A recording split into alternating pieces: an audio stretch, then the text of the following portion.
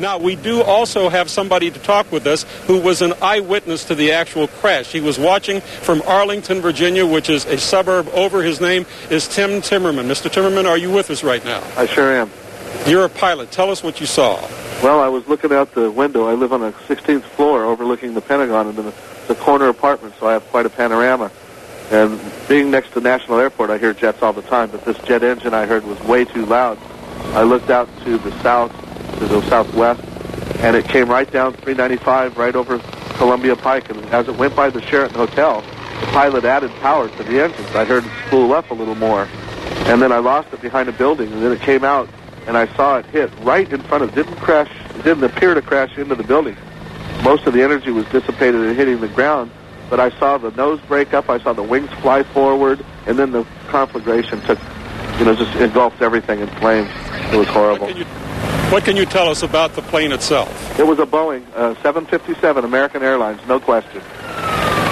You say that there was a Boeing, and you say it was a 757 or 767. It's hard. 757. 757, yeah, which American of course Airlines. is American Airlines, one of the new generation of jets, and of course, it was not. It was so close to me. It was like looking out my window and looking at the helicopter. It was just right there. We were told that it was. We were told that it was flying so low that it clipped off a couple of light poles on its way in. That might have happened behind the apartments that occluded my view.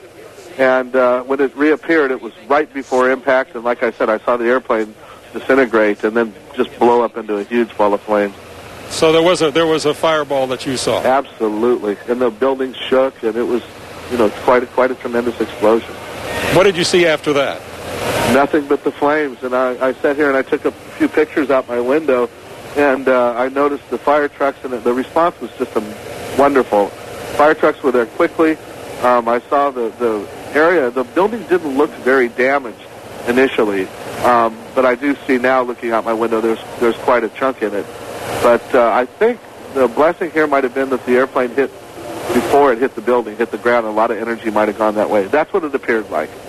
Well, there is, of course, we've heard some discussion about the fact that it could have been worse had it actually gone a little bit higher and gone into what's called the ring, the center of the Pentagon, exactly. Which is exactly. This is a five-sided building. Right. As you know, the rings are A, B, C, D, E. It has just caught the E ring on the outside, and that's why I felt it didn't look as damaged as it could be. It looked like on the helipad, which is on that side. Right.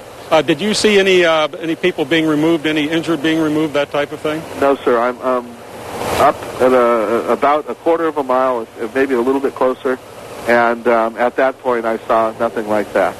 Tim Timmerman, thank you very much. An eyewitness duty to the crash. We still have no idea about the number of casualties. We know that there is a gaping hole on the west side of the Pentagon. As you can see,